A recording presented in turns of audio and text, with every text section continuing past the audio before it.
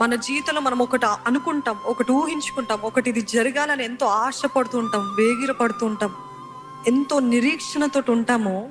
కానీ ఏమాత్రము కదలిక లేకపోతే, ఏమాత్రం జరగకపోతే ఫస్ట్ వచ్చే డౌట్ ఏంటి తెలుసా అండి? దేవా, నన్ను మర్చిపోయావా? నన్ను మర్చిపోయావా? నా ప్రార్థనకి వినిపించట్లేదా?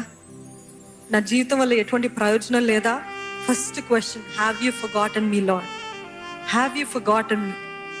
రెండవది ఏంటిదంటే, నా మనస్సులో మనకి చింత వస్తుంది. మన జీవితంలో ఏమి జరగని సమయంలో ఏమొస్తుందో తెలుసా అండి? చింత, యాంగ్జైటీ, వరీ, ఫ్రస్ట్రేషన్ అంటే ఏమంటామండి? ఇంకా విసుగుదల, ఇంకా నాకు అవ్వదా, ఇంకా జరగదా. ఇంకా కొన్నిసార్లు ఆ ఫ్రస్ట్రేషన్ ఎక్కడికి నడిపిస్తుందో తెలుసా అండి? Back sliding. ఇంకా దేవుడు చేయడులే, నా యథావిధి జీవితమే బెటర్, నా గత